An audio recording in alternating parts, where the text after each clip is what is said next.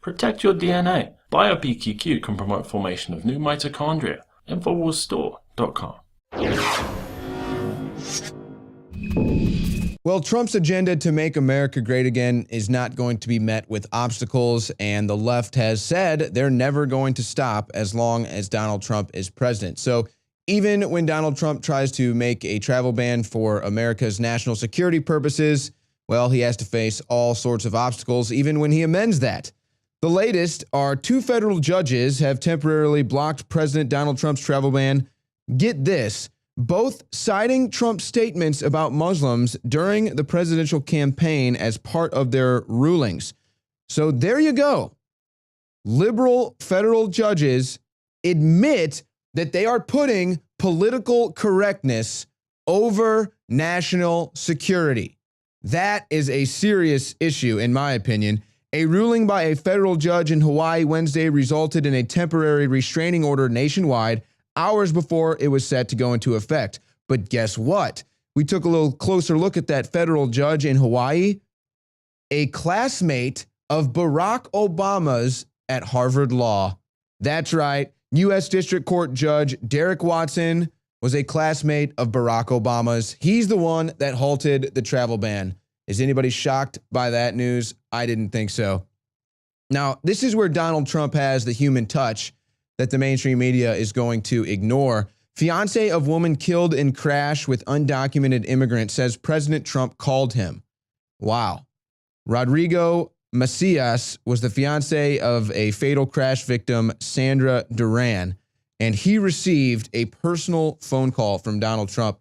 And you know, not just does this show Donald Trump's humility and just empathy towards the average human, it shows you how he really has his finger on the pulse of America. He is really paying attention to this stuff. He knows what he's talking about. And this proves it that he even knew that this happened, but then had enough of a heart in his busy schedule to reach out and give Rodrigo a phone call. I wonder how much that meant to him and how much it means to him that President Trump is going to try to do something about illegal immigrants who are coming here and harming citizens of this country. Now, one of the people, in my opinion, at least sometimes when they print these stories, that's harming the American population is the Washington compost pile, where they just released this story today. If you're a poor person in America, Trump's budget is not for you. So how do you like that? They are inciting hate. They are inciting class warfare here with poor people, and not just Donald Trump, but all of Donald Trump's supporters. Because the average poor person out there, in fact, the average person out there, I cover Trump and I don't even have access to Trump. They don't have access to Donald Trump. They can't get their anger out on Donald Trump. Going on social media or on the keyboard doesn't actually do it. So now what are they going to do? They're going to go out in the streets. They're going to be violent. They're going to riot. They're going to take these protests to the next level. And the ACLU and other groups are fully supporting of this, including George Soros, who's funding it all. But this is the Washington Post trying to start class warfare. Trump has unveiled a budget plan that would slash or abolish programs that have provided low-income Americans with help on virtually all fronts, including affordable housing, banking, weatherizing homes, job training, paying home heating bills, and obtaining legal counsel in civil matters. Well, now you've got private groups funding the legal counsel in civil matters. But yes, Trump said that he was going to cut into welfare, but he made it clear he was going to bring jobs back. So he's followed through on his promise, or he's trying to follow through on his promise to end welfare and bring back jobs. What did he say? Take Americans off welfare, put them back to work. This is part of the process. It's a painful process, and the left just can't have any of it because there's no suffering allowed. This is a budget that pulled the rug out, and this is a quote from their source, Melissa Botich, who, shocking, they get the quote here, and guess who their source is? Melissa Botich, Vice President of the Poverty to Prosperity Program at where? The Center for American Progress, a liberal think tank in Washington. Oh, and who works with the Center for American Progress? The ACLU and George Soros. We covered that yesterday. And of course, that's their source where they pull this quote and then write the story. This is a budget that pulled the rug out from working families and hurts the very people who President Trump promised to stand up for in rural America and in small towns. What a load of bull. But that's their source. And again, doesn't mention the fact that Trump is bringing back jobs. And here's the key to this, folks. And I covered this earlier too. Most of these institutions that are receiving this federal funding that are being cut right now, that Trump is proposing cutting the funding from, don't even rely on federal funds. Most of them, the percentage that they get from their overall funding from federal funds is actually very small. But they're not going to mention that in here because this article from the Washington Compost isn't about bringing you the truth. It's about inciting hate and class warfare. And that's the truth right there. And this is what happens, folks. Pro-Trump radio host Michael Savage claims he was assaulted while having dinner with his toy poodle, Teddy. I'm sure you've heard about this by now. And are we going to blame the Washington Post? Are we going to hold the Washington Compost responsible and accountable? What about Snoop Dogg? What about Anthony Romero? What about Robert Reich? We're looking right at you. And, let's be perfectly honest. With all the attacks we've seen against Donald Trump and now against Michael Savage on the physical front,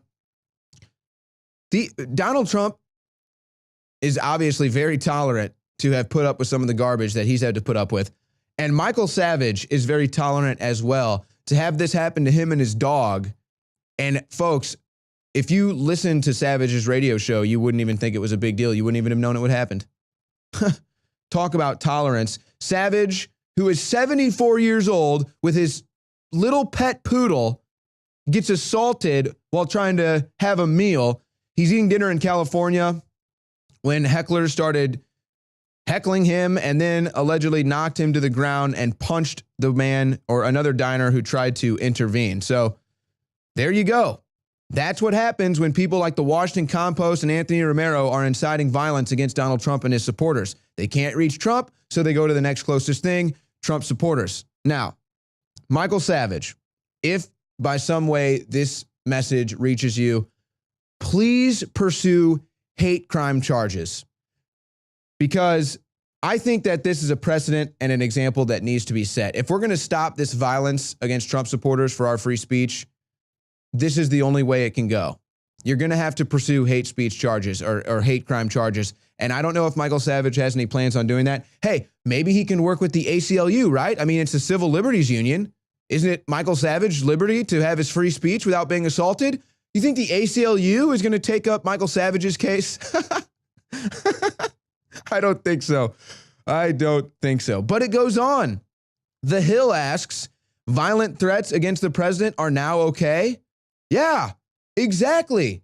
How is this going on? You've never seen threats on all different levels during speeches, during marches, on signs, in campaigns, on social media, in music videos. So, I mean, you can't, if you're Milo Yiannopoulos, you're not allowed to have free speech. If you're a Trump supporter, you're not allowed to have free speech. And if you're Donald Trump, apparently it's okay for people to have free speech, though, to threaten your life or to threaten to pimp your wife out. So that free speech is okay, but not for Milo or for Trump supporters. And again, it's incredible. And Alex Jones says this all the time. You've never seen more open threats to a president's life.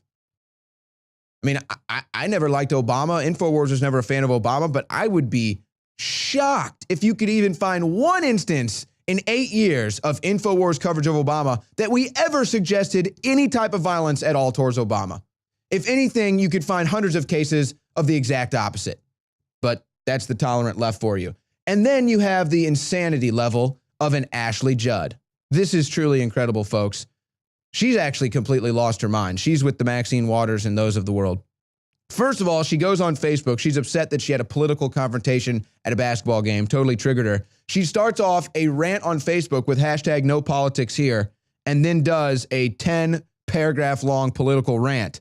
And she said it was uncomfortable and scary for her to have a Trump supporter talk to her at a basketball game. She goes on to say, I firmly believe college basketball is a no politics here space. And then she says it can actually be a bonding and healing space. I agree. So that means, hey, we disagree on politics, but we agree on sports. That doesn't mean shut up. You don't get your right to free speech on your politics. That doesn't mean censor free speech, Ashley Judd. And she talks about how she's talking with this man. He talks about how he's from Stone Gap. And then she gets triggered because he says, hey, people at Stone Gap like Trump. And she says, I could have responded by saying, you voted with the KKK. You're a misogynist. But again, she doesn't understand. All this man was trying to tell her, at least this is my perspective, was that, hey, Ashley, hey, guess what? You're out of touch with reality. All right, hun? All right? People like Trump. Accept it and move on. The more you come out with crazy stuff like this and get triggered just by Trump's existence, the crazier you look. That's how it sounds to me, but she got fully triggered. But this is what's going on.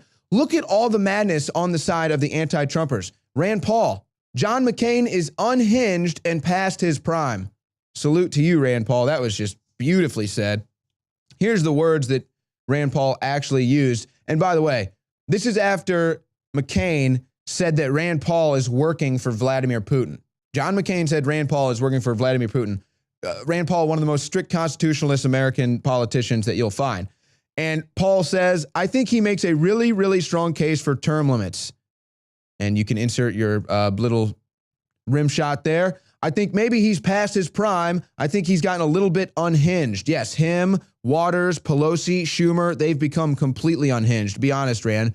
And then he makes a serious point. Well, first he follows it up with another joke on McCain, but then a serious point. He says, one of my favorite articles of the last couple of years is the one that talks about the angry McCains. If we put the active troops and got involved in combat everywhere McCain wants us to be, they put little angry McCains on the globe and it's virtually everywhere.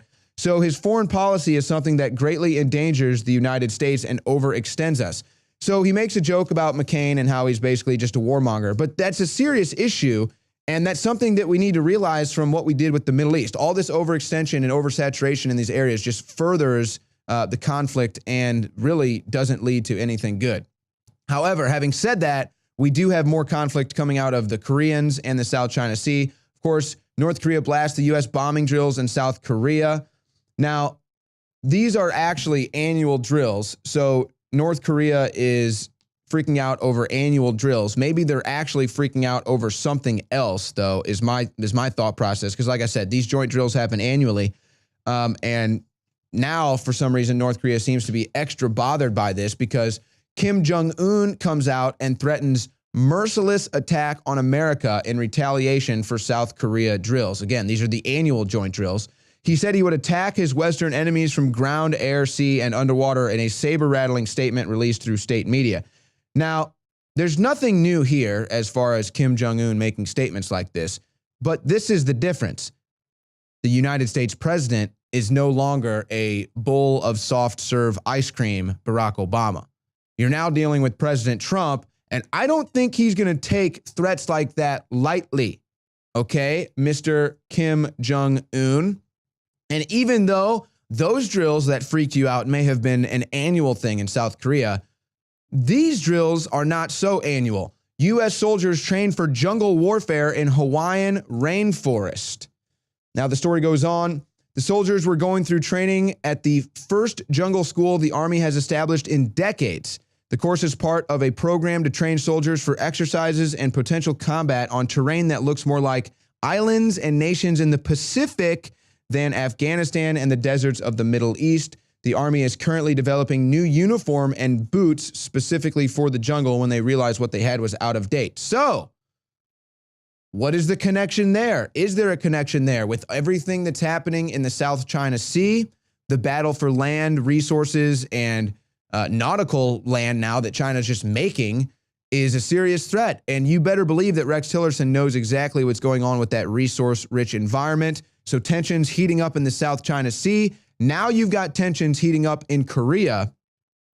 And the IB Times comes out with this story. Next World War, China wants to destroy North Korea threat with U.S. and Russia. Now, this headline is a bit misleading in my opinion. We'll get to that in a second.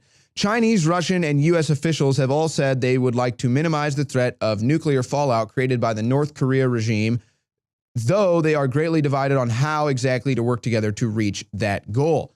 China has only offered one possible resolution to the Korean conflict: for the U.S. and South Korea to cease all joint military exercises in exchange for a full stop of all North Korean nuclear operations. Now, doesn't that sound exactly like what North Korea would want? That's what it sounds like to me. And again, this is interesting considering everything that's going on in the South China Sea. So does China really want to work with the United States and Russia? Because the only proposal they've put on the table is very pro what North Korea would like. So interesting to see what's going on there. But you know what? Guess what? Ray Kurzweil says that by 2029, the singularity is going to be here, and it's going to be superhumans. Superhumans who are sexier, stronger, and smarter will all arrive by 2029. So you know what? I don't know why we're worried about war. I don't know why we're worried about borders. Why are we worried about anything? Ray Kurzweil and Google, they're going to bring us the singularity, folks. That's all we need. All right, folks, we're going to have more with the Infowars Nightly News on the other side of this break.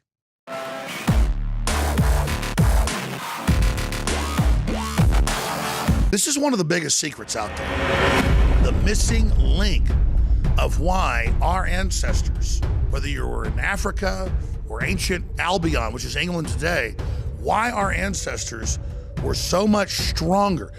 I mean, there are huge archaeological reports, all sorts of anthropology studies, you can look them up for yourself, that show that humans, just an average farmer of 10,000 years ago in England, was stronger than Olympic athletes today. In the final equation, everyone knows our modern society has lost its vitality. The sperm counts are down like 90%.